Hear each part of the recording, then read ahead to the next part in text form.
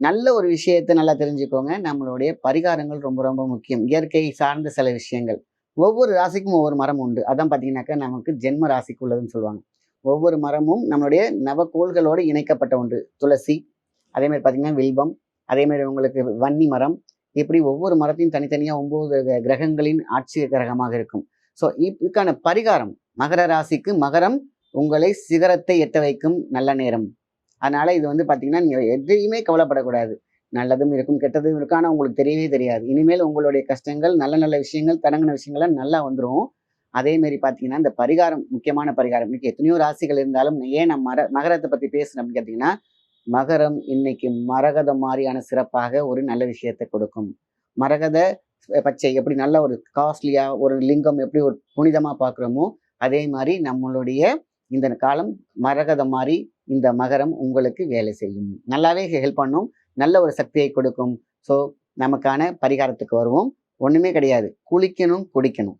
என்னத்த ஒரே ஒரு முக்கியமான ஹெர்பல்ஸ். முக்கியமான 3 மரத்தோடைய, செடியோடைய ஒரு சாரம் தேவை. துன்பத்தை போக்கும் துளசி, மகா சக்தியை கொடுக்கக்கூடிய மா இலை, எல்லாத்தையும் வெல்லக்கூடிய வில்வம்.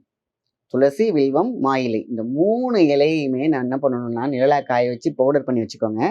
நீங்க வந்து இலையா கூட எடுத்துக்கலாம். குளிக்கிறதுக்கு இலையா எடுத்துக்கலாம்.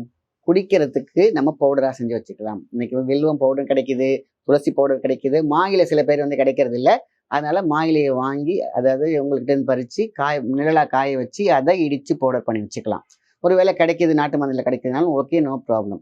சரிங்களா? இந்த 3 பவுடரையும் ஒண்ணா மிக்ஸ் பண்ணி, அதுலேருந்து ஒரு டீஸ்பூன் காலையில எழுந்த உடனேயே நம்ம சனி பகவானை நினைச்சு, இயற்கையை நினைச்சு, நம்ம முன்னோர்களை நினைச்சு, நம்ம ஒரு ஸ்பூன் போட்டு கொதிக்க வச்சு குடிச்சிடணும்.